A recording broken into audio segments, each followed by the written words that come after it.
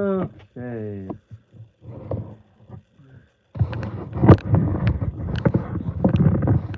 Yeah.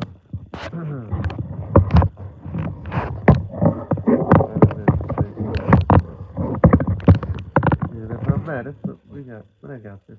Anyway, alright, this is in a good place. Alright. Hello, ladies and if I don't touch on the stand, because my dumbass spilled tea earlier, and now I gotta work with this towel. That's fun. Anyway, hello, ladies and gentlemen. Forrest over here, and welcome back to another reading live stream. As you can tell from the preview picture as well as the title down below, I will be reading the first book of these scary stories to tell in the dark. This is a collection of those three stories from this author. Um, Hello, Thomas Moses. How you doing tonight? So yeah, I figured I would read this story because it caught my eye earlier, earlier this week. I mean, it's caught my eye before, and I was like, okay, you know what? It's Halloween. We gotta get this. So I got it. And I'm hoping it's a damn good book based on what I've heard, and because it's got a movie adaptation. So we're gonna see how this book goes. I'm gonna try to read the whole thing because it don't seem to be too long of the stories compared to Night Shift. But I digress. Either way, also alongside with this book, I did get something else. You see that bookmark that you was seeing this you're seeing this bit with? Well, what if I told you I got a 4 pack of the horror characters: Chucky, Pennywise, Jason, and Freddy. So you obviously know which book I'm using this one on because I have the book this guy in particular is from. But because I did have it open first, I'm using the Chucky doll for this book. And yes, I very much wanted to get these ones because I was curious to see if they actually had any horror type of stuff. And they had multiple packs of these, but I went with these ones because they looked the best out of all the options they had. Because the other ones were knife shaped compared to these ones that I bought off of Amazon alongside this book. So yeah. Either way, we're gonna go ahead and get reading to it. I'm actually gonna go ahead and take the this part out for the moment because this part can sometimes be a pain in the ass to work with while I'm reading the book. So there we go. Anyway, with that being said, here is the first of the three scary stories to tell in the dark books. I'm not going to read the other two right now, but I will read the first one because it is a special occasion. So with that being said, let's begin. It's also kind of ironic because I think it said that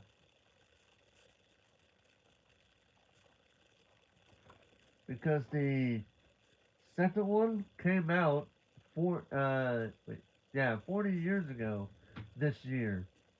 But like I said, I'm sticking with the first book for this one. So yeah, let's begin. Strange and scary things. Pioneers used to entertain themselves by telling scary stories. At night they might gather in somebody's cabin or around a fire and see who could scare the others the most. Some girls and boys in my town do the same thing today. They get together at somebody's house and they turn out the lights and eat popcorn and scare one another half to death. Telling scary stories is something people have done for thousands of years. For most of us like being scared in that way. Since there isn't any danger, we think it is fun. There are a great many scary stories to tell. There are ghost stories. There are tales of witches, devils, boogeymen, zombies, and vampires. There are tales of monstrous creatures and of other dangers. There even are stories that make us laugh at all this scariness.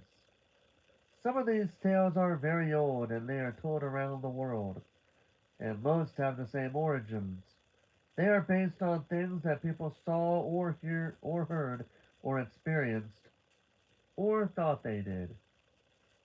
Many years ago, a young prince became famous for a scary story he started to tell but did not finish. His name was Mamilius, and he probably was 9 or 10 years old. William Shakespeare told about him in the Winter's Tale. It was on a dark winter's day that his mother, the queen, asked him for a story. A sad tale's best for winter, he said. I have one of sprites and goblins. Do your best to frighten me with your sprites, she said. You're powerful at it. I shall tell it softly, he said. Yon crickets shall not hear it. And he began. There was a man dwelt by a churchyard. There was a man dwelt by a churchyard, but that was as far as he got. For at that moment the king came in and arrested the queen and took her away. And soon after that Mamilius died. No one knows how he would have finished his story. If you started as he did, what would you tell? Most scary stories are, of course, meant to be told. They are more scary that way. But how you tell them is important. As Mamilius knew, the best way is to speak softly, so that your listeners lean forward to catch your every word, and to speak slowly, so that your voice sounds scary. And the best time to tell these stories is at night, in the dark and the gloom. It is easy for someone listening to imagine all sorts of strange and scary things. Princeton, New Jersey, Alvin Schwartz.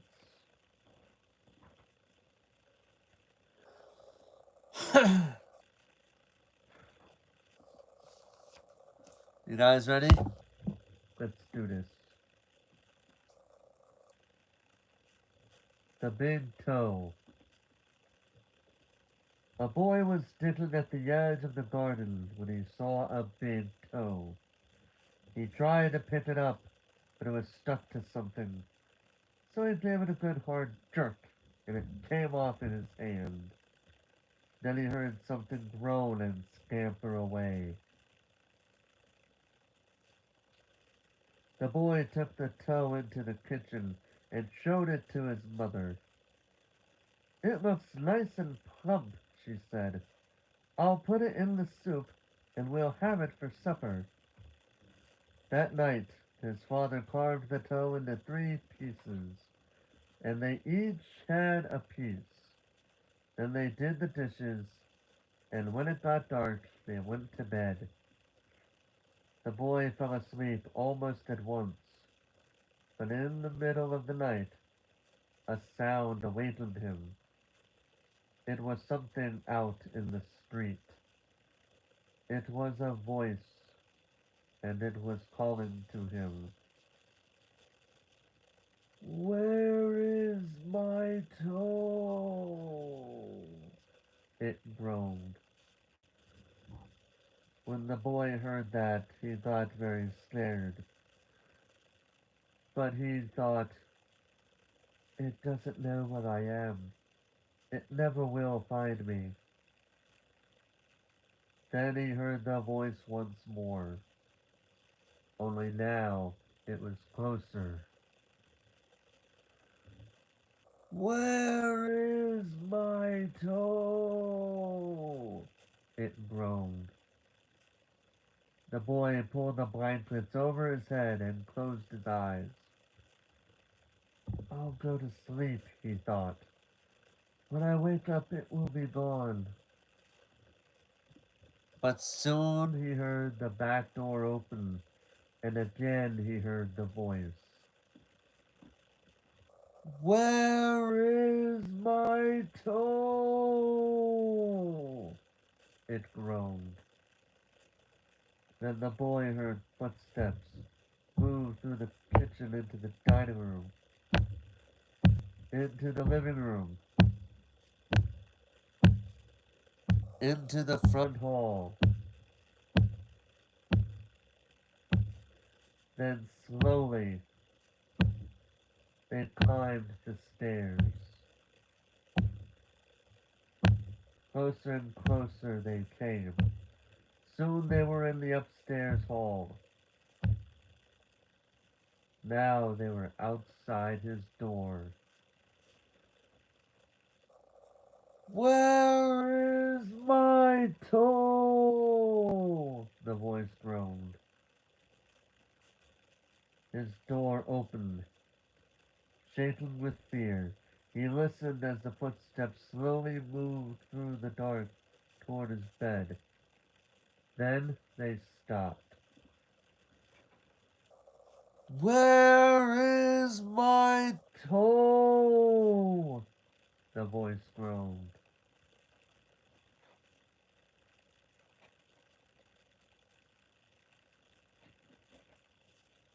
You've got it!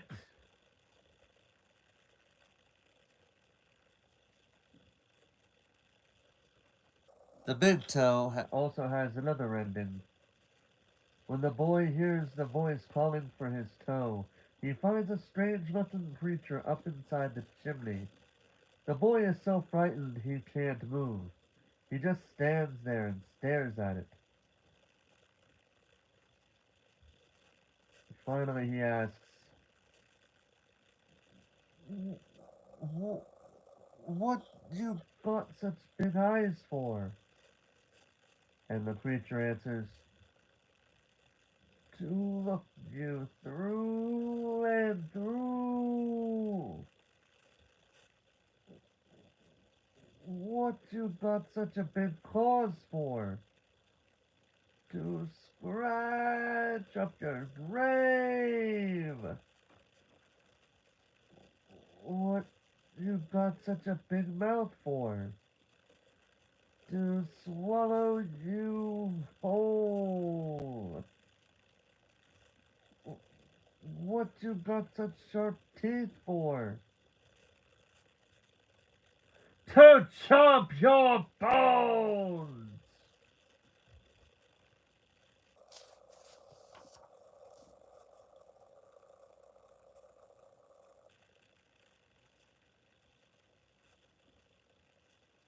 The walk.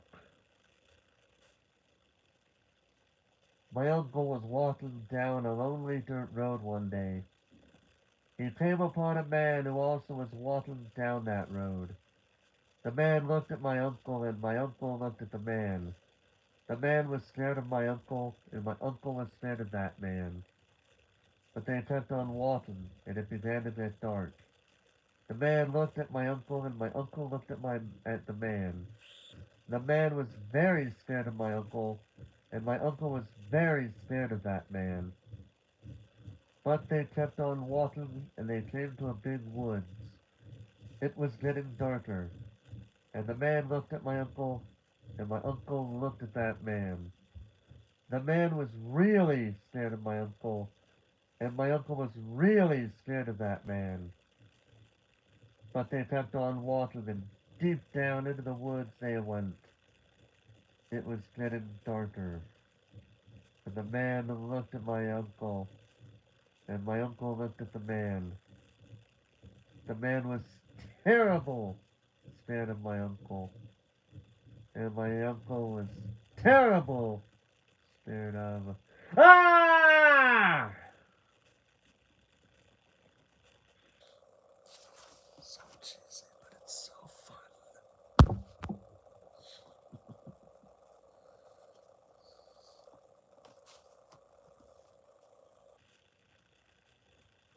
What do you come for? There was an old woman who lived all by herself. and she was very lonely. Sitting in the kitchen one night, she said, "Oh, I wish I had some company." No sooner had she spoken than down the chimney tumbled 2 feet from which the flesh had rotted. The old woman's eyes bulged with terror. The 2 legs dropped to the hearth and attached themselves to the feet. Then a body tumbled down, then 2 arms and a man's head. As the old woman watched the parts come together into a great dangling man, the man danced around and around the room. Faster and faster he went. Then he stopped and he looked into her eyes. "What do you come for?" she asked in a small voice that shivered and shook. "What do I come for?" he said. "I come for you!"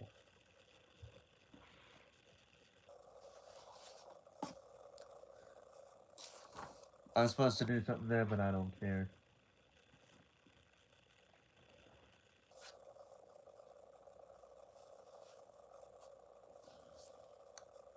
Me tie-dye Doty Walker. There was a haunted house where every night a bloody head fell down the chimney. At least that's what people said. So nobody would stay there overnight. Then the rich man offered $200 to whomever would do it. And this boy said he would try if he could have his dog with him. So it was all settled. The very next night the boy went to the house with his dog. To make it more cheerful, he started a fire in the fireplace. Then he sat in front of the fire and waited, and his dog waited with him. For a while nothing happened, but a little after midnight, he heard someone singing softly and sadly off in the woods. The singing, excuse me, the singing sounded something like this: "Me tie-dye Dodie Walker." It's just somebody singing, the boy told himself, but he was frightened. Then his dog answered the song. Softly and sadly it sang, how do I say this in the dog form? "Lynchy, flinchy, holy moly, dingo, dingo." The boy could not believe his ears. His dog had never uttered a word before.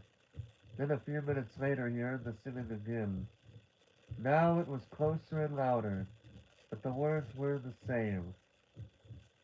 Me die, Doty Walker." This time the boy tried to stop his dog from answering.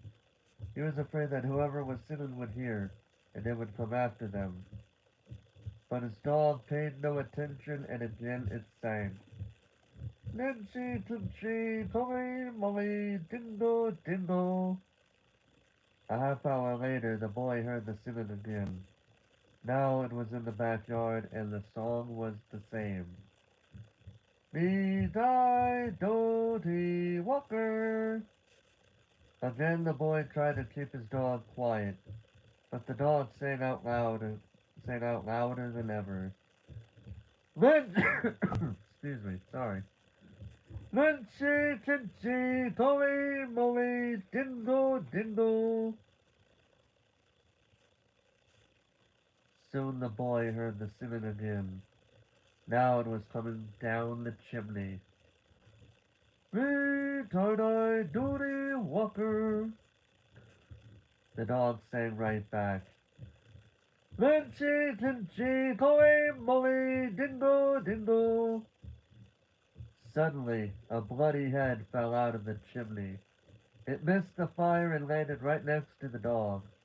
The dog took one look and fell over, dead from fright.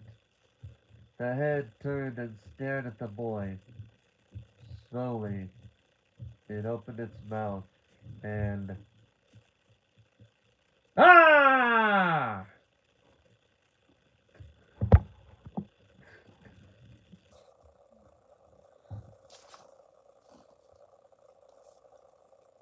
A man who lived in Leeds. Some say this rhyme doesn't mean anything. Others are not so sure. There was a man who lived in Leeds. He filled his garden full of seeds. And when the seeds began to grow, it was like a garden filled with snow. But when the snow began to melt, it was like a ship without a belt. And when the ship began to sail, it was like a bird without a tail. And when the bird began to fly, it was like an eagle in the sky. And when the sky began to roar, it was like a lion at my door. And when the door began to crack, it was like a penknife in my back. And when my back, and when my back began to bleed,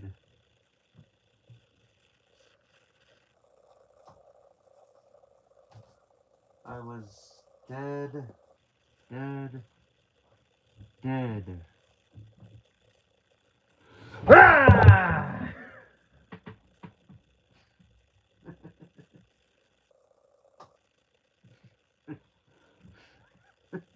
This is getting stupid, but still silly, stupid at the same time. I swear to God.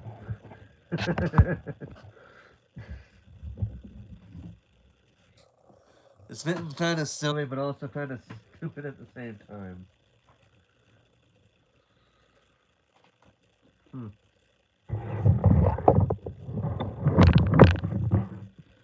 Yeah, don't worry.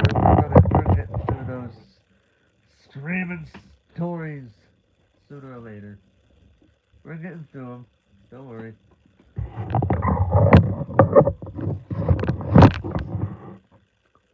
Also, happy Halloween, happy belated Halloween to Loon. It is not Halloween anymore for me, but I will say belated because I still like to say happy Halloween even when it's not Halloween anymore, but still.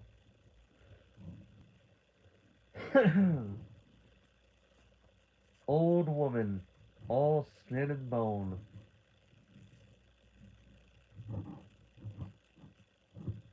There was an old woman all skin and bone who lived near the graveyard all alone. Ooh, wait. Yeah, I know there's like a song format of this, but I don't know how it works. Hold on.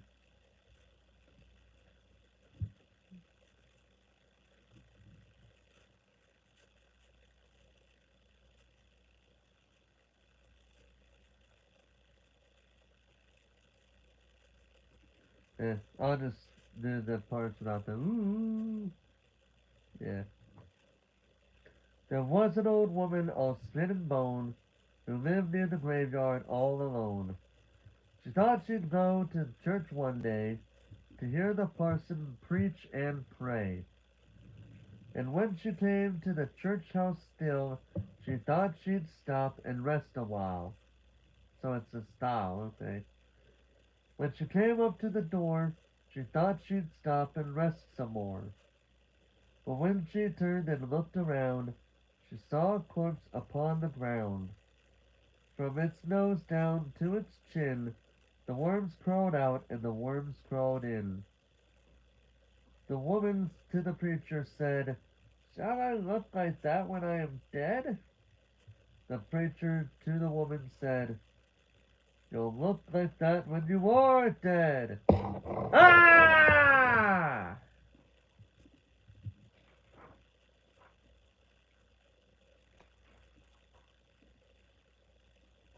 Now we're done with that. We're done with the cheesiness. We're done with the cheesy jump scares now. We can move on to actual scary stories. Alright?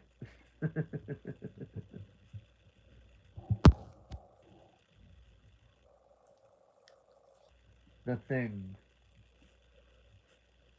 Ted Martin and Sam Miller were good friends. They spent a lot of time together. On this particular night, they were sitting on a fence near the post office, talking about one thing and another. There was a field of turnips across the road. Suddenly they saw something crawl out of the field and stand up. It looked like a man, but in the dark it was hard to tell for sure. Then it was gone. But soon it appeared again. It walked halfway across the road, then it turned around and went back into the field. Then it came out a third time and started toward them. By now Ted and Sam were scared, and they started running. But when they finally stopped, they decided they were being foolish. They weren't sure what had scared them, so they decided to go back and get a better look. Pretty soon they saw it, for it was coming to meet them. It was wearing black pants, a white shirt, and black suspenders. Sam said, I'm going to try to touch it, then we'll know if it's real. He walked up to it and peered into its face. It had bright, penetrating eyes sunk deep into its head. It looked like a skeleton. Ted took one look and screamed, and again he and Sam ran, but this time the skeleton followed them. When they got to Ted's house, they stood in the doorway and watched it. It stayed out in the road for a while. Then it disappeared. A year later, Ted got sick and died. Toward the end, Sam sat up with him every night. The night Ted died, Sam said he looked just like the skeleton.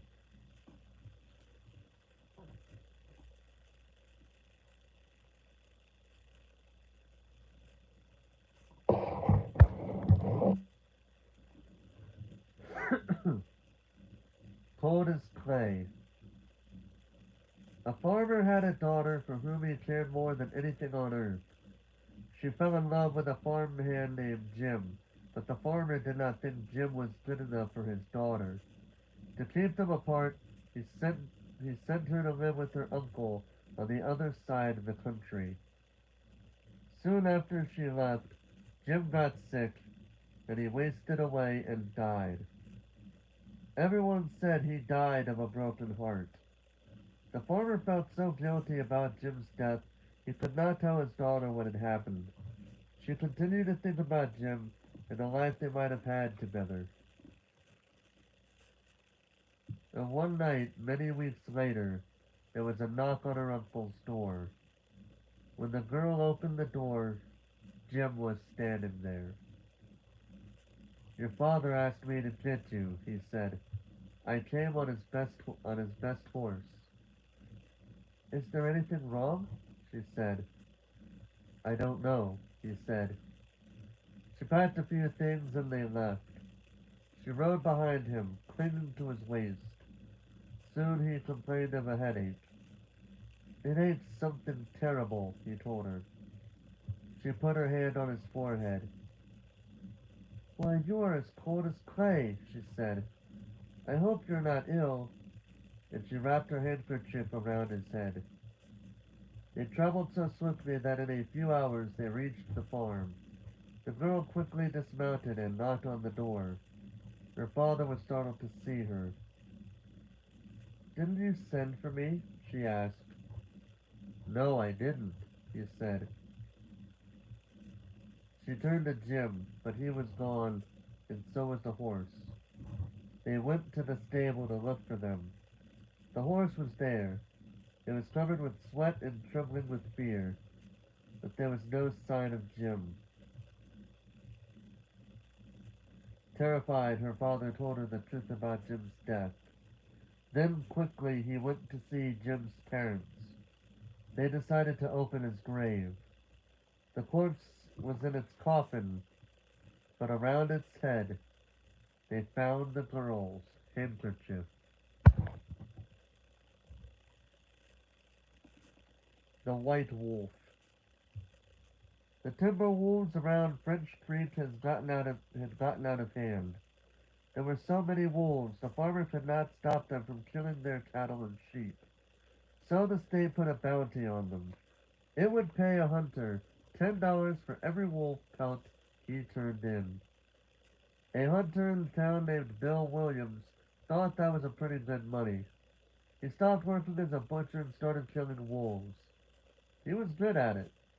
Every year he killed over 500 of them. That came to more than $5,000. It was quite a bit of money for those days.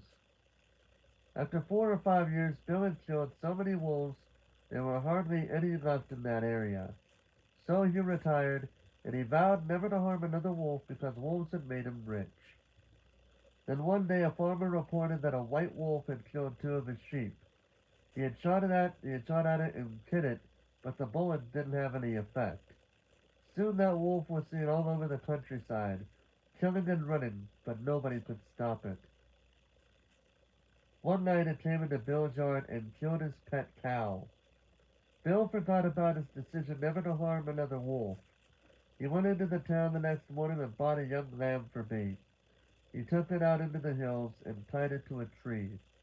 Then he backed off about 50 yards and sat down under another tree. With his gun in his lap, he waited. When Bill didn't come back, his friends started looking for him. Finally, they found the lamb. It was still tied to a tree. It was hungry, but it was alive. Then they found Bill. He was still sitting against the other tree, but he was dead. His throat had been torn open, but there was no sign of a wolf. Wow, I completely messed that up. Let's try that again. But there was no sign of a struggle. His gun hadn't been fired, and there were no tracks in the soil around him. As for the white wolf, it was never seen again.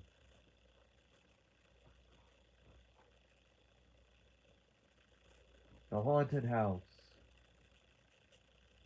One time, a preacher went to see if he could put a haunt to rest at a house in his settlement. The house had been haunted for about 10 years. Several people had tried to stay there all night, but they always would get scared out by the haunt. So this preacher took his Bible and went to the house, went on in, fed himself a good fire, and lit a lamp. Sat there reading the Bible. And just before midnight he heard something start up in the cellar, walking back and forth. And it sounded like somebody was trying to scream and got choked off. Then there was a lot of thrashing around and struggling, and finally everything got quiet. The old preacher took up his Bible again, but before he could start reading, he heard footsteps coming up the cellar stairs. He sat watching the door into the cellar, and the footsteps kept coming closer and closer. He saw the doorknob turn, and when the door began to open, he jumped up and hollered, "What do you want?" The door shut back easy like, and there wasn't a sound. The preacher was trembling a little, but he finally opened the Bible and read a while. Then he got up and laid the book on the chair and went to mending the fire. Then the haunt started walking again and step, step, step up the cellar stairs. The old preacher sat watching the door, saw the doorknob turn and the door open. It looked like a young woman. He backed up and said, "Who are you? What do you want?" The haunt sort of swayed like she didn't know what to do. Then she just faded out. The old preacher waited, and when he didn't hear any more noises, he went over and shut the door. He was sweating and trembling all over, but he was a brave man and he thought he'd be able to see it through. So he turned his chair to where he could watch, and he sat down and waited. It wasn't long before he heard the haunt start up again, slowly. Yeah, I didn't read it like that fast, but more like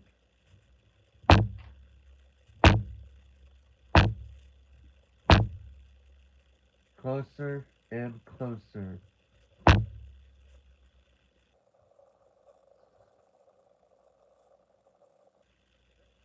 I just seen a mouse running right across my floor.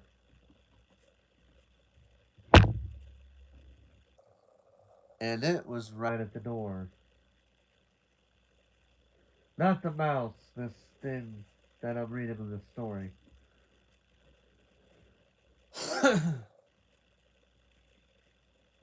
The preacher stood up and held his Bible out before him. Then the knob slowly turned and the door opened wide. This time the preacher spoke quiet like. He said, "In the name of the Father, the Son, and the Holy Ghost, who are you and what do you want?" The haunt came right across the room and straight to him and took hold of his coat. It was a young woman about 20 years old. Her hair was torn and tangled, and the flesh was dropping off her face so he could see the bones and part of her mouth, and part of her teeth. She had no eyeballs, but there was a sort of blue light waving back in her eye sockets, and she had no nose to her face. Then she started talking. It sounded like her voice was coming and going with the wind blowing it. She told how her lover had killed her for her money and buried her in the cellar. She said if the preacher would dig up her bones and bury her properly, she could rest. Then she told him to take the end joint of the little finger from her left hand and to lay it in the collection plate at the next church meeting, and he'd find out who had murdered her. And she said, "If you come back here once more after that, you'll hear my voice at midnight, and I'll tell you when my money is hid, and you can give it to the church." The haunt sobbed like she was tired, and she sunk down toward the floor and was gone. The preacher found her bones and buried them in the graveyard. The next Sunday, the preacher put the finger bone in the collection plate, and when a certain man happened to touch it, it stuck to his hand. The man jumped up and rubbed and scraped and tore at that bone, trying to get it out. Then he went to screaming like he was going crazy. Well, he confessed to the murder, and they took him on to jail. After the man was hung, the preacher went back to that house one midnight, and the haunt's voice told him to dig under the hearthrug. He did, and he found a big sack of money. And where that haunt had held onto his coat, the print of those bony fingers was burned right into the cloth. It never did come out.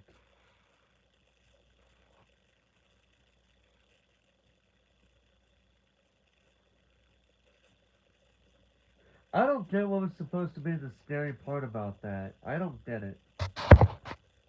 Hello, Daniel Barry. How you doing?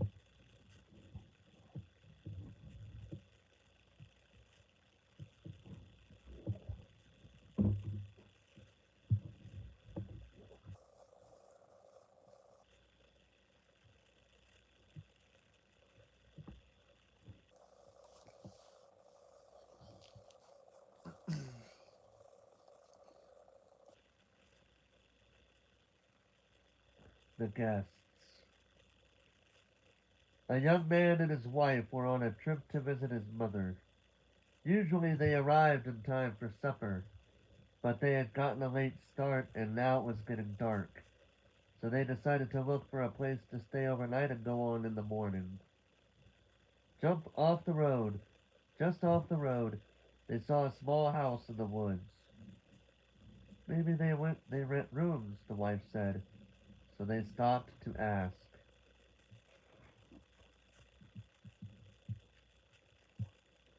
An elderly man and woman came to the door. They didn't rent rooms, they said, but they would be glad to have them stay overnight as their guests.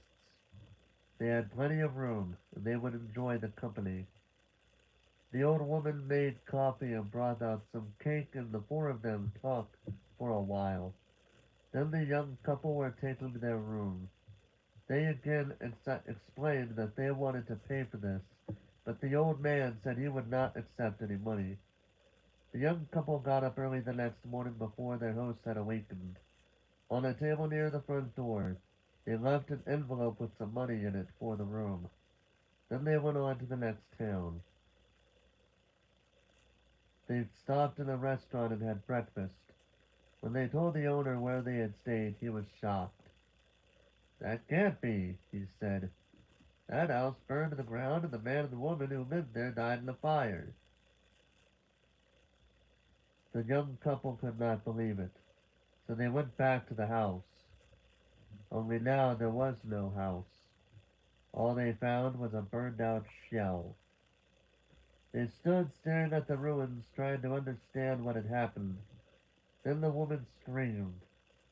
In the rubble was a badly burned table, like the one they had seen by the front door. On the table was the envelope they had left that morning.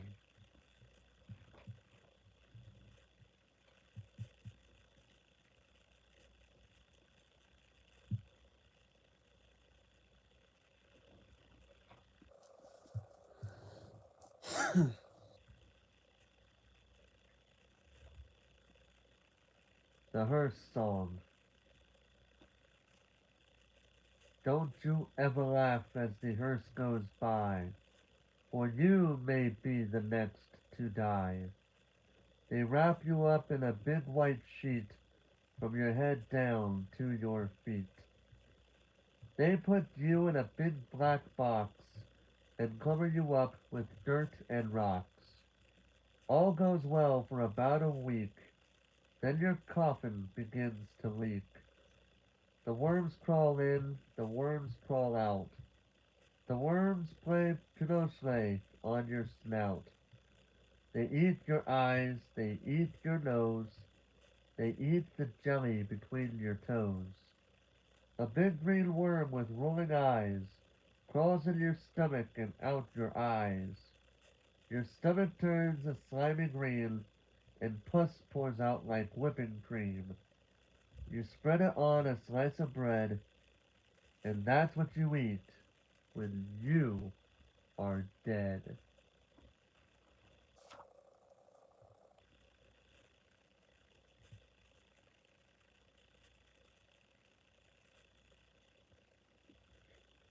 The girl who stood on a grave. Some boys and girls were at a party one night. There was a graveyard down the street, and they were talking about how scary it was. Don't ever stand on a grave after dark, one of the boys said. The person inside will grab you. He'll pull you under. That's not true, one of the girls said. It's just a superstition. I'll give you $1 if you stand on a grave, said the boy. A grave doesn't scare me, said the girl. I'll do it right now. The boy handed her his knife. Stick this knife in one of the graves, he said. Then we'll know you were there. The graveyard was filled with shadows, and was as quiet as death.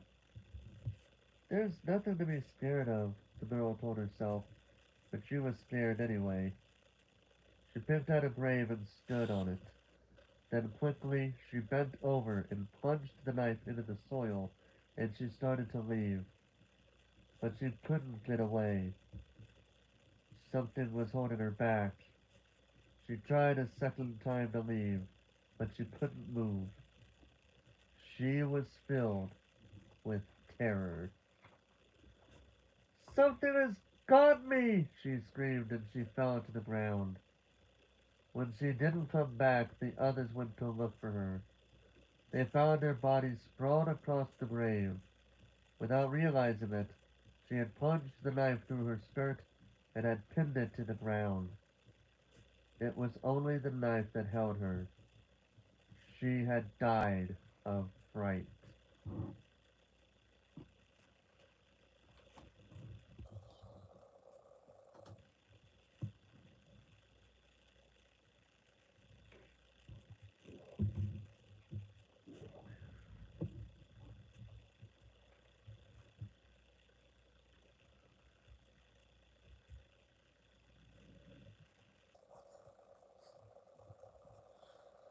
A new horse.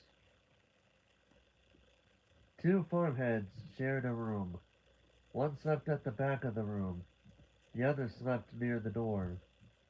After a while, the one who slept near the door began to feel very tired early in the day.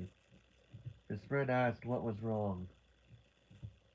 An awful thing happens every night, he said. A witch turns me into a horse and rides me all over the countryside. I'll sleep in your bed tonight, his friend said. We'll see what happens. We'll see what happens to me.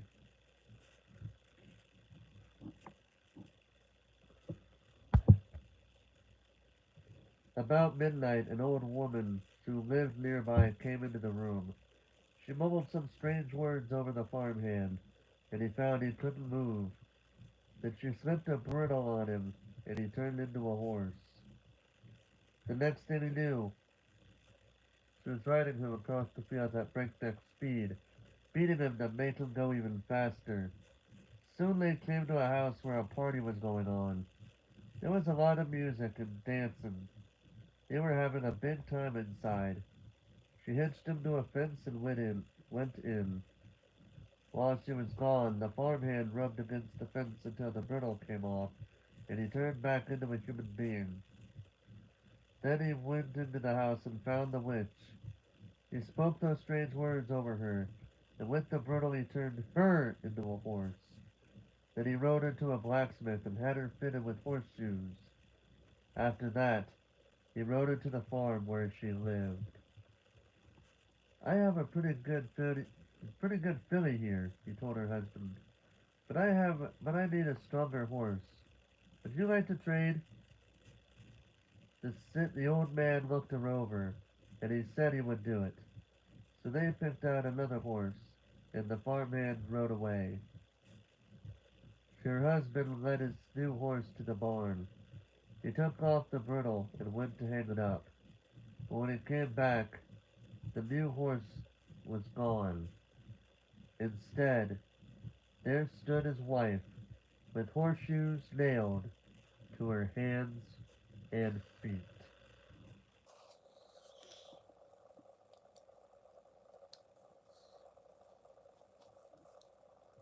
Alligators.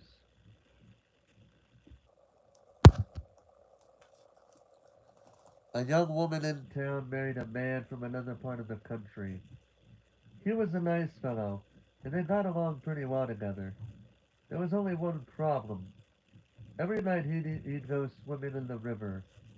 Sometimes he would be gone all night long, and she would complain about how lonely she was. This couple had two young sons.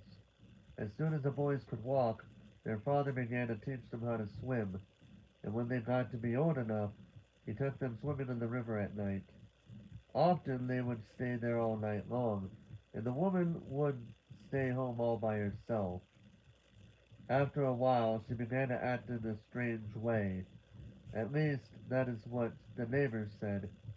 She told them that her husband was turning into an alligator, and that he was trying to turn the boys into alligators.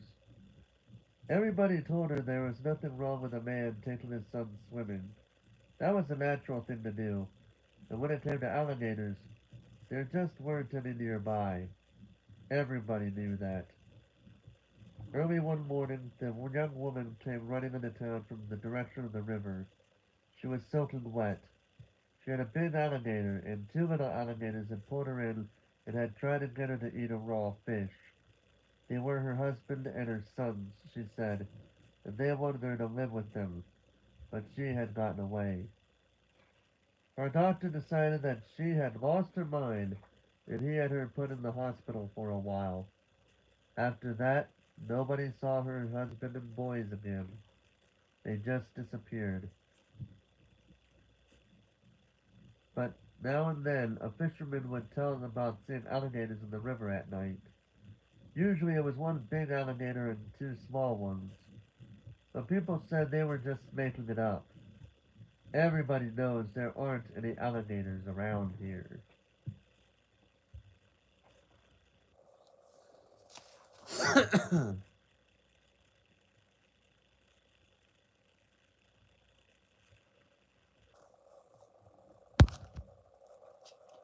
Room for one more. A man named Joseph Blackwell came to Philadelphia on a business trip.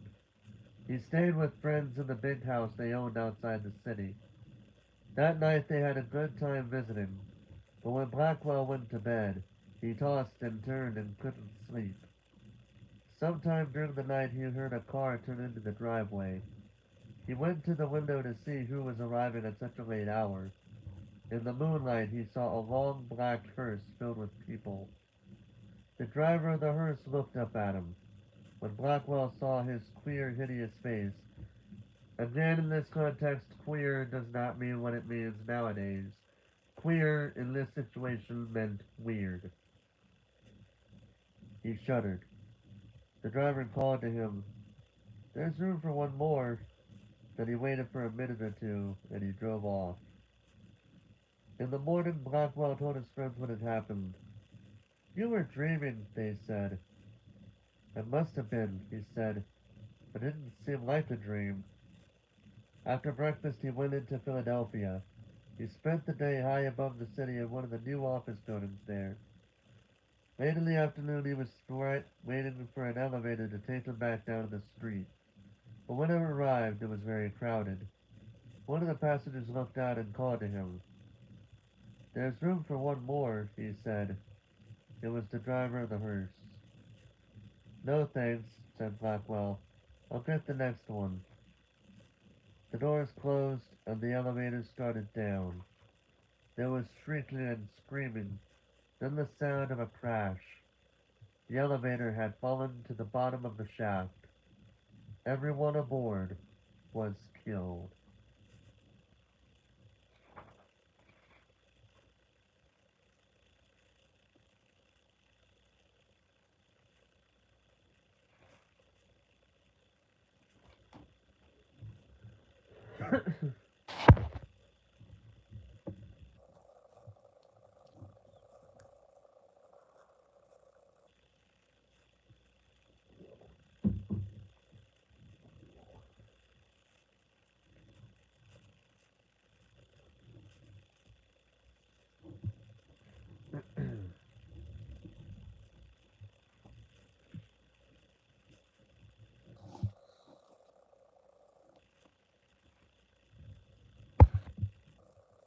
The Wendigo. A wealthy man wanted to go hunting in a part of northern Canada where few people had ever hunted. He traveled to a trading post and tried to find a guide to take him, but no one would do it. It was too dangerous, they said. Finally, he found an Indian who needed money badly, and he agreed to take him. The Indian's name was Defago. They made a camp in the snow near a large frozen lake. For 3 days they hunted, but they had nothing to show for it. The third night a windstorm came up. They lay in their tent listening to the wind howling and the trees whipping back and forth. To see the storm better, the hunter opened the tent flap. What he saw startled him. There wasn't a breath of earth stirring, and the trees were standing perfectly still. Then he could hear the wind blowing, the wind howling, and then the more he listened, the more it sounded as if it were calling Defago's name. Defago, it called. Defago. I must be losing my mind, the hunter thought. But Defago had gotten out of his sleeping bag. He was huddled into a corner of the tent, his head buried in his arms.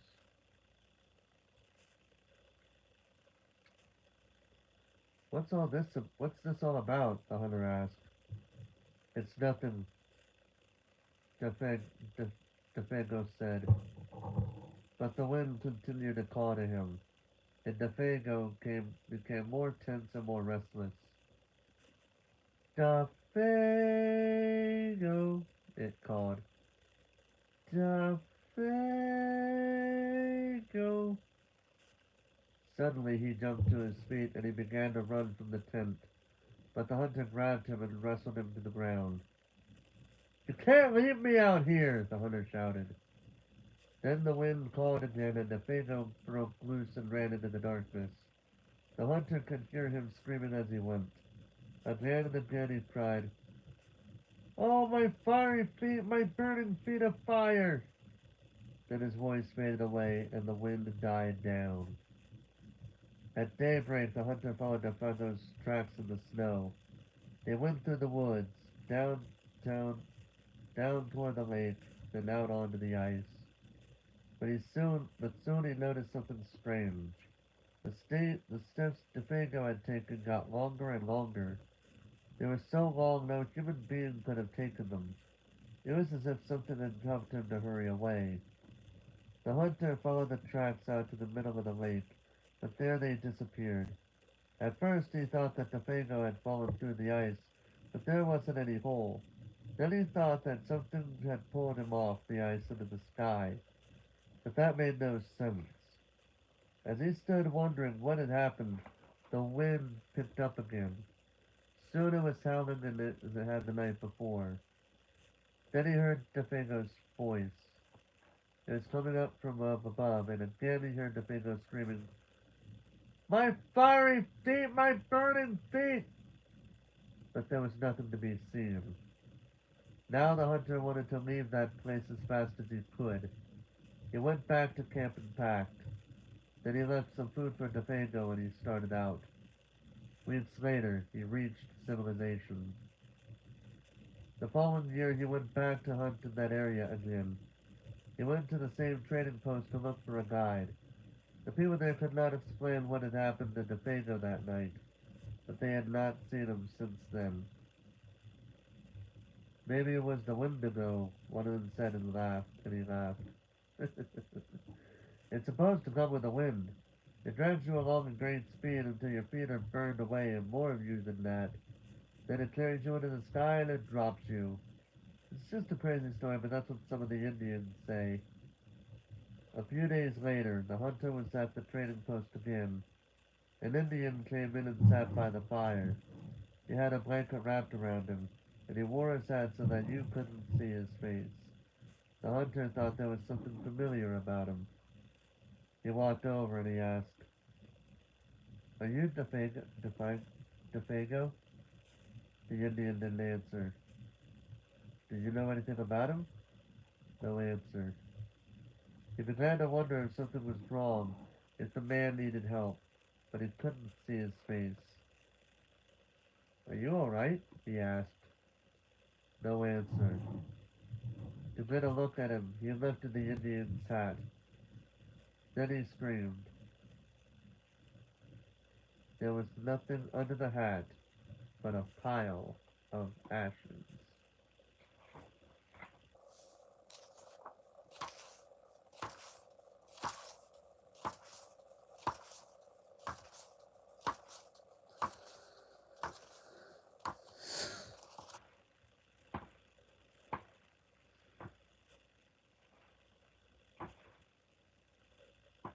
Yeah.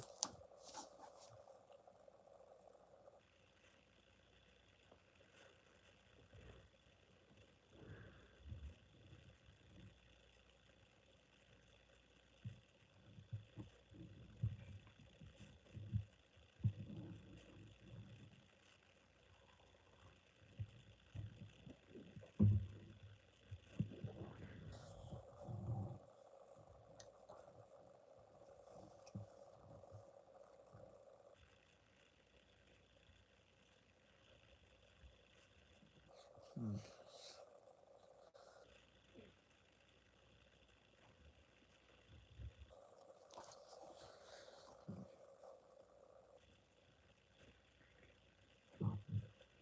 The Dead Man's Brains. This scary story is a scary game that people play at Halloween, but it can be played whenever the spirit moves you. The players sit in a circle in a darkened room and listen to a storyteller describe the rotting remains of a corpse. Each part is passed around for them to feel. In one version, a player is out if he or she screams or gasps with fright. In another version, everybody stays to the end, no matter how scared they get. Here is the story.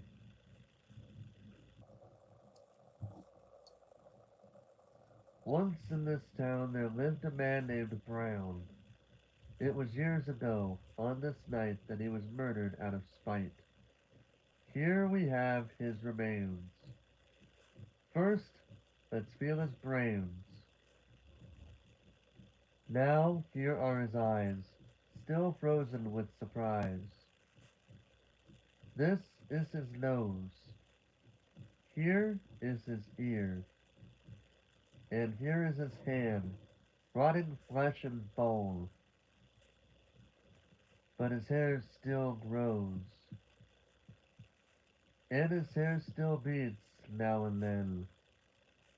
And his blood still flows. Dip your finger in it. It's nice and warm. That's all there is, except for these worms. These are the ones that ate the rest of him.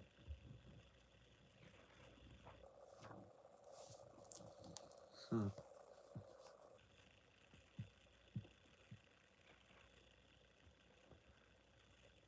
May I carry your basket? Sam Lewis spent the evening playing chess at his friend's house. It was about midnight when they finished their game and he started home. Outside it was icy cold and as quiet as the grave. As he came around a turn of the road, he was surprised to see a woman walking ahead of him. She was carrying a basket covered with a white cloth. When he caught up to her, he looked to see who it was, but she was so bundled up against the cold it was hard to see her face.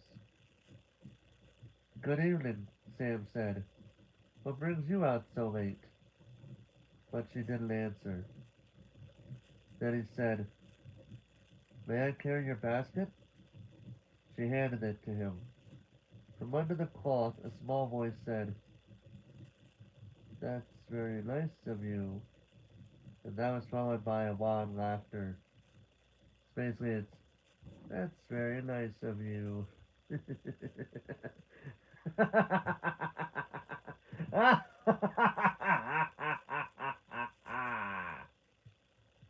Something like that. Sam was so startled that he dropped the basket and rolled out a woman's head. He looked at her head and he stared at the woman. "It's her head!" he cried. And he started to run, and the woman had in her head began to chase him. Soon the head caught up to him.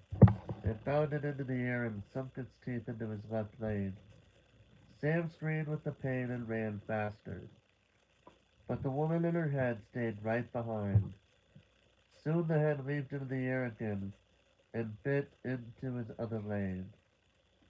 Then they were gone.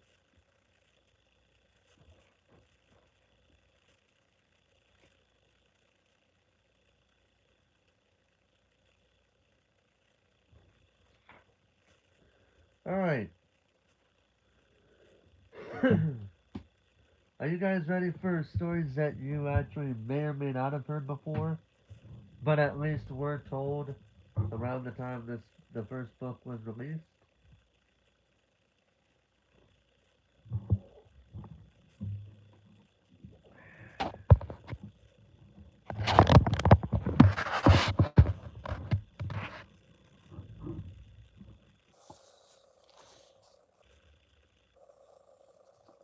That's right. You know what? I'm gonna go ahead here because I really want to see this.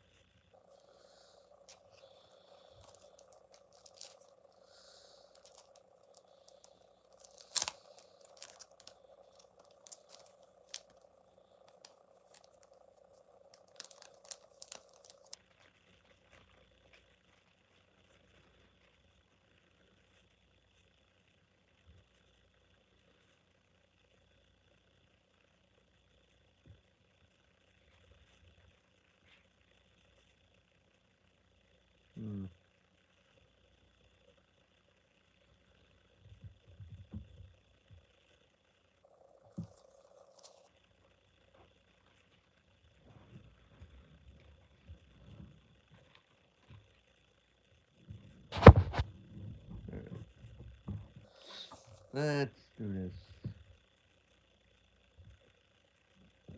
Oh, excuse me. The Hook.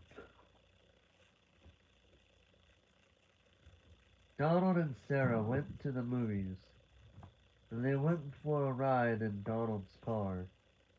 They parked up on a hill at the edge of town. From there they could see the lights up and down the valley. Donald turned on the radio and found some music. But an announcer broke in with a news bulletin. A murderer had escaped from the state prison. He was armed with a knife and was headed south on foot. His left hand was missing. In its place, he wore a hook. Let's roll up the windows and lock the doors, said Sarah.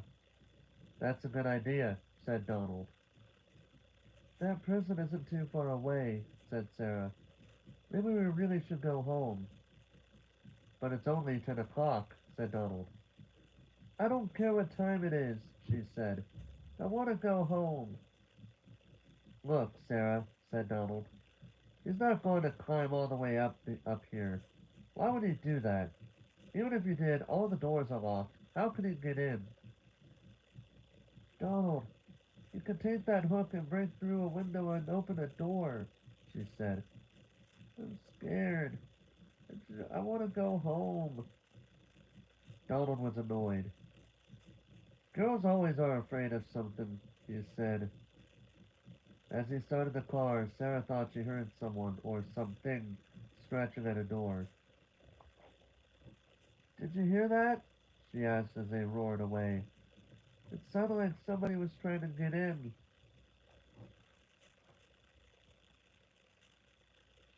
Oh, sure, said Donald. Soon they got to her house. Would you like to come in and have some cocoa? She asked. No, he said. I've got to go home. He went around to the other side of the car to let her out. Hanging on the door handle was a hook.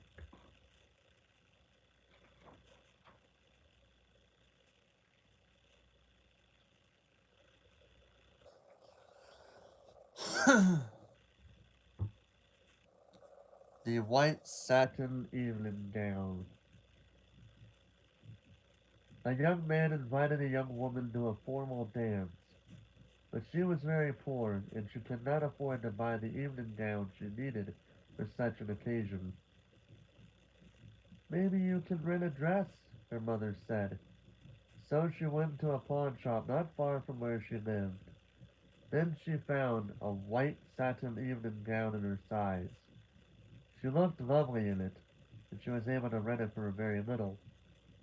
When she arrived at the dance with her friend, she was so attractive, everyone wanted to meet her. She danced again and again and was having a wonderful time.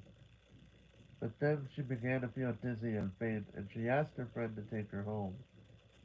I think I have danced too much, she told him. When she got home, she lay down on her bed. The next morning, her mother found that her daughter had died. The doctor did not understand what had caused her death, so he had the coroner perform an autopsy. The coroner found that she had been poisoned by embalming fluid. It had stopped her blood from flowing. There were traces of the fluid on her dress. He decided it had entered her skin when she perspired while she was dancing. The pawnbroker said he bought the dress from an undertaker's helper. It had been used in a funeral for another young woman, and the helper had stolen it just before she was buried.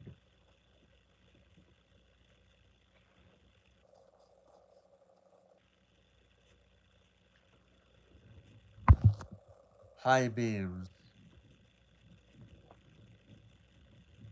The girl driving the old blue sedan was a senior at the high school. She lived on a farm about 8 miles away and used the car to drive back and forth. She had driven into town that night to see a basketball game. Now she was on her way home, and as she pulled away from the school, she noticed a red pickup truck follow her out of the parking lot. A few minutes later, the truck was still behind her.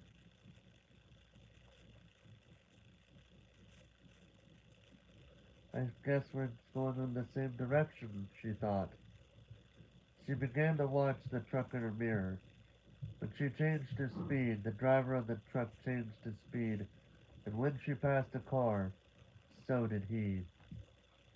Then he turned on his high beams, flooding her car with light. He left them on for almost a minute. He probably wants to pass me, she thought, but she was becoming uneasy. Usually she drove home over a back road. Not too many people went that way. But when she turned onto that road, so did the truck. I've got to get away from him, she thought, and she began to drive faster. Then he turned his high beams on again. After a minute he turned them off. Then he turned them on again, and off again. She drove even faster, but the truck's driver stayed right behind her. Then he turned his high beam on again. Once more her car was ablaze with light. What is he doing? She wondered. What does he want? Then he turned them off again. But a minute later he had them on again and he left them on. At last she pulled into her driveway and the truck pulled in right behind her. She jumped from the car and ran to the house. Call the police! She screamed at her father. Out in the driveway she could see the driver of the truck. He had a gun in his hand. When the police arrived, they started to arrest him, but he pointed to the girl's car. You don't want me, he said. You want him. Crouched behind the driver's seat, there was a man with a knife. Hello, Stephen. How you doing tonight?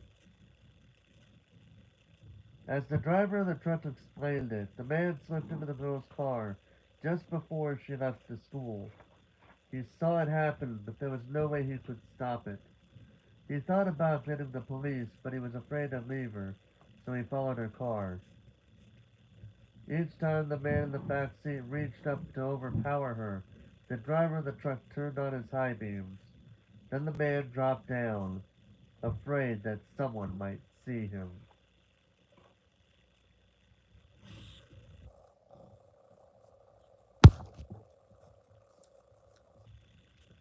The babysitter.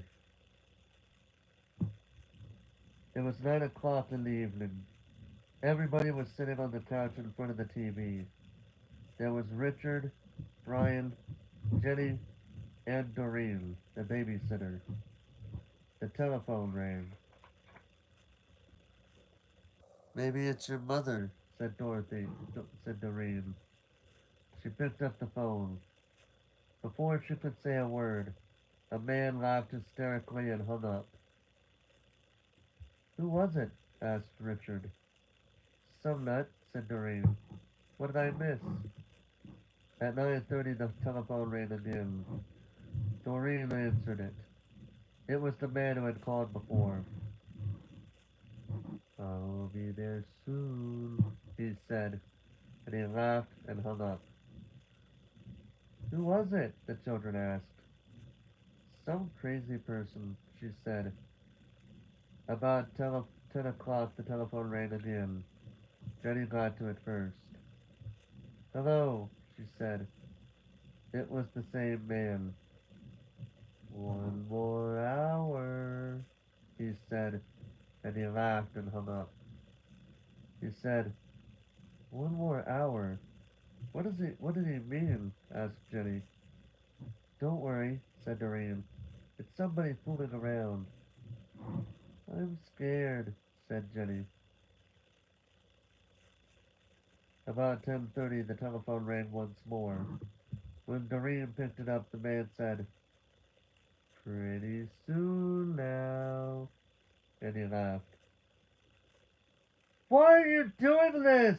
Doreen screamed, and he hung up. Was it that guy again? Asked Brian. Yes, said Doreen. I'm going to call the operator and complain. The operator told him to call back if it happened again. and she would try to trace the call. At 11 o'clock, the telephone rang again. Doreen answered it. Very soon now, the man said, and he laughed and hung up. Doreen called the operator. Almost at once she called back. That person is calling from a telephone upstairs, she said. You'd better leave. I'll get the police. Just then a door upstairs opened. A man they had never seen before started down the stairs toward them. As they ran from the house, he was smiling in a very strange way. A few minutes later, the police found him there and arrested him.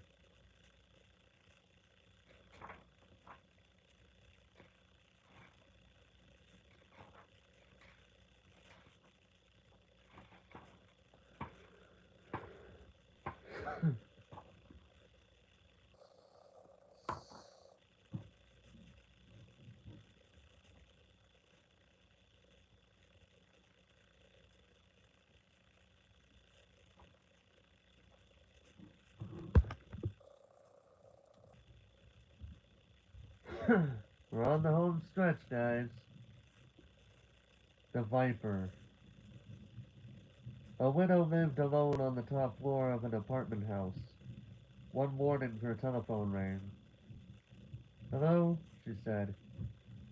This is the Viper, the man said. I'm coming up. Somebody is fooling around, she thought and hung up. A half hour later the telephone rang again. It was the same man. It's the Viper, he said. I'll be up soon. The widow didn't know what to think, but she was getting frightened. Once more the telephone rang. Again it was the Viper. I'm coming up now, he said. She quickly called the police. He said they would be right over. When the doorbell rang, she sighed with relief. They're here, she thought.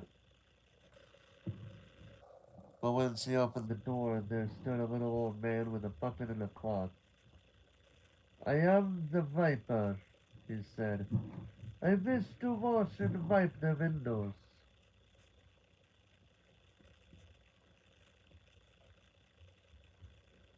The attic. A man named Rupert lived with his dog in a house deep in the woods. Rupert was a hunter and a trapper. The dog was a big German shepherd named Sam. Rupert had raised Sam from a pup. Almost every morning Rupert went hunting and Sam stayed behind and guarded the house. One morning as Rupert was checking his traps, he got the feeling that something was wrong at home. He hurried back as fast as he could, but when he got there he found that Sam was missing. He searched the house and the woods nearby, but Sam was nowhere to be seen. He called and he called, but the dog did not answer. For days Rupert looked for Sam, but he could not find no trace of him. But he could find no trace of him. Finally, he gave up and went back to his work. But one morning he heard something moving in the attic. He picked up his gun. Then he thought, it better be quiet about this. So he took off his boots, and in his bare feet he began to climb the attic stairs. He slowly took one step, then another, until at last he reached the attic door. He stood outside listening, but he didn't hear a thing. Then he opened the doors and... Ah!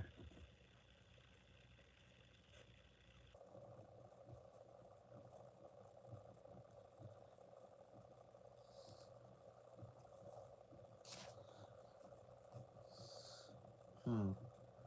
You may have been wondering, why did Rupert scream? Well, you'd scream too if you'd stepped on a nail in your bare feet.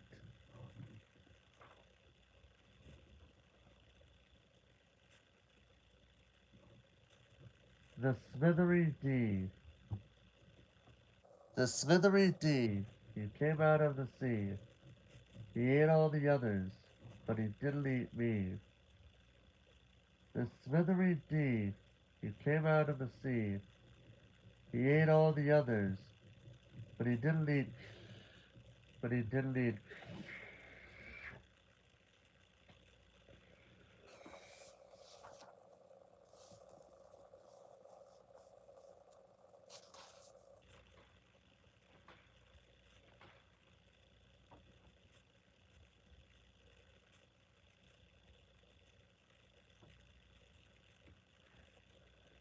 Aaron Kelly's bones.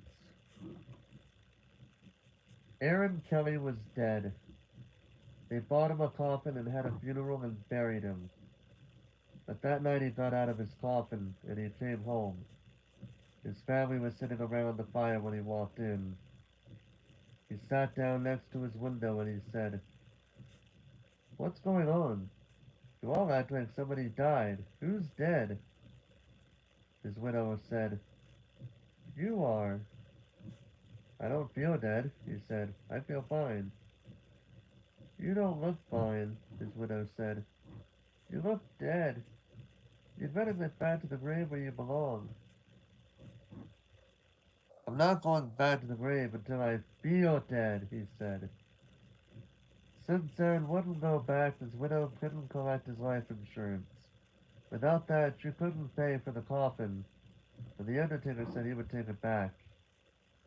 Aaron didn't care. He just sat by the fire, rocking in a chair and warming his hands and feet. But his joints were dry and his back was stiff, and every time he moved, he creaked and cracked. One night, the best fiddler in town came to the widow. Since Aaron was dead, the fiddler wanted to marry her. The two of them sat on the one side of the fire, and Aaron sat on the other side, creaking and cracking. "How long do we have to put up with this dead corpse?" the widow asked. "Something must be. Wait, that.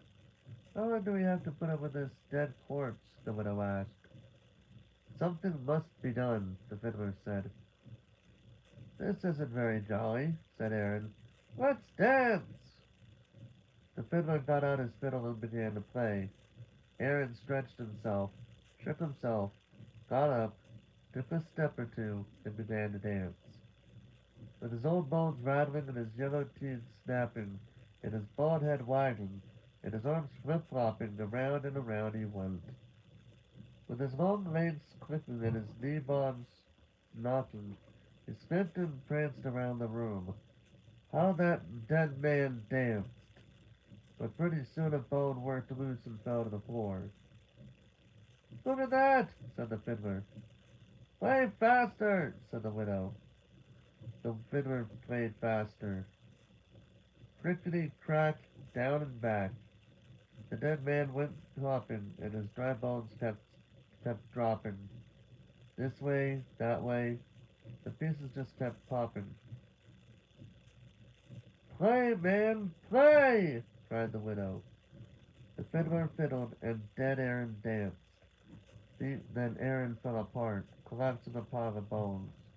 All except his bald head boned back grin at the fiddler, creaked its teeth, and kept dancing. "Look at that!" groaned the fiddler. "Play louder!" cried the widow. "Ho ho!" said the head bone. "Ain't we having fun?" The fiddler couldn't stand it. "Widow," he said, "I'm going home." And he never came back. The family gathered up Aaron's bones and put them back in the coffin. They mixed them up so he couldn't fit them together. After that, Aaron stayed in his grave.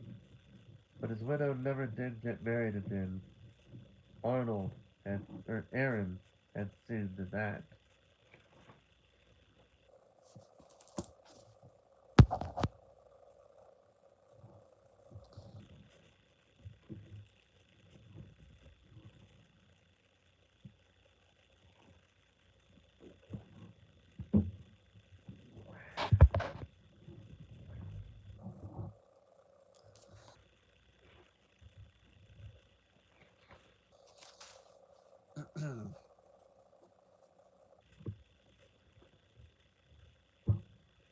Wait till Martin comes. An old man was out for a walk. When a storm came up, he looked for a place to take shelter. Soon he came to an old house. He ran up on the porch and knocked on the door, but nobody answered. By now, rain was pouring down, thunder was booming, and lightning was flashing. So he tried the door. When he found it was unlocked, he went inside. Except for a pile of wooden boxes, the house was empty. He broke up some of the boxes and made a fire with them. Then he sat down in front of the fire and dried himself. It was so warm and cozy that he fell asleep. When he woke up, a black cat sitting near the fire. It stared at him for a while. Then it purred. That's a nice cat, he thought, and he dozed off again. When he opened his eyes, there was a second cat in the room, but this one was as big as a wolf. It looked at him very closely and it asked, "Shall we do it now?" "No," said the other cat. "Let's wait till Martin comes." I must be dreaming, thought the old man. He closed his eyes again. Then he took another look. But now there was a third cat in the room, and this one was as big as a tiger. He looked the old man over and asked, "Shall we do it now?"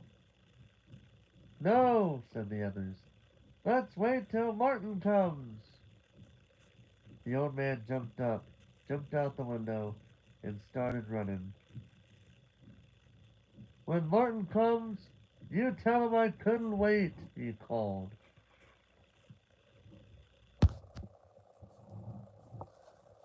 The ghost with the bloody fingers.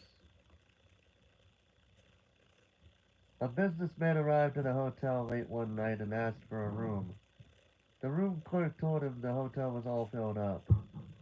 "There is only one empty room," he said, "but we don't rent that one because it is haunted." "I'll take it," said the businessman. "I don't believe in ghosts." The man went up to the room. He unpacked his things and he went to bed. As soon as he did, a ghost came out of the closet. Its fingers were bleeding, and it was moaning, "Bloody fingers! Bloody fingers!" When the man saw the ghost, he grabbed his things and ran. The next night a woman arrived very late. Again, all the rooms were taken except the haunted room. I'll sleep there," she said. "I'm not afraid of ghosts." As soon as she got into bed, the ghost came out of the closet. Its fingers still were bleeding. It still was moaning, "Bloody fingers! Bloody fingers!" And the woman took one look and ran. A week later, another guest arrived very late. He also took the haunted room. After he unpacked, he got out of his guitar and he began to play. Soon the ghost appeared. As before, its fingers were bleeding and it was moaning, "Bloody fingers! Bloody fingers!" The man paid no attention. He just kept strumming his guitar, but the ghost kept moaning, and its fingers kept bleeding. Finally, the guitar player looked up. "Cool it, man," he said. "Get yourself a band-aid."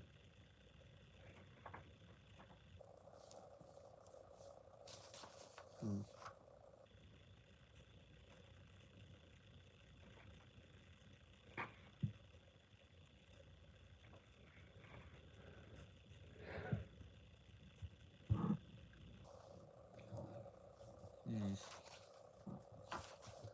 And that, I believe, actually, I did, yep, we gotta read the acknowledgments first. There were some other stuff, but we'll read them when I officially read this book. Acknowledgments. The following persons helped me to prepare this book: Kendall Brewer, Frederick Seibert Brewer III, and John Barry, who sat in the loft of a barn with me in Maine and told me scary stories. The Boy Scouts at Camp Roosevelt in East Eddington, Maine, who told me their scary stories. Several folklorists who shared with me their knowledge and scholarly resources, particularly Kenneth Goldstein Goldstein of the University of Pennsylvania, Edward D. Ives of the University of Maine, and Susan Stewart of Temple University. Other scholars whose articles and collections were important sources of information. Libraries at the University of Maine, or Orono, the University of Pennsylvania, Princeton University, and at the Folklore Archives listed on page 88. My wife Barbara, who did the musical rotation in chapters 1 and 3, and carried out biblical research and contributed in other ways. I thank each of them. A.S. And there we go. That was the first story of scary stories to tell in the dark.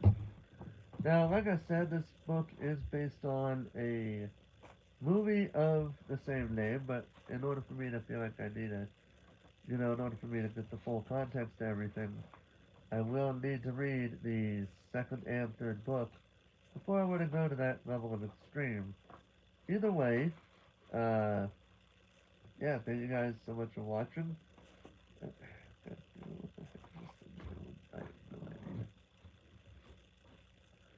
Either way, thank you guys so much for watching. Hope you guys enjoyed. And here soon, after I take another little bit of a thing to eat real quick, I will be going live with You're Not Elected, Charlie Brown. But until then, ladies and gentlemen, until then, this is Forrest Walpole signing off.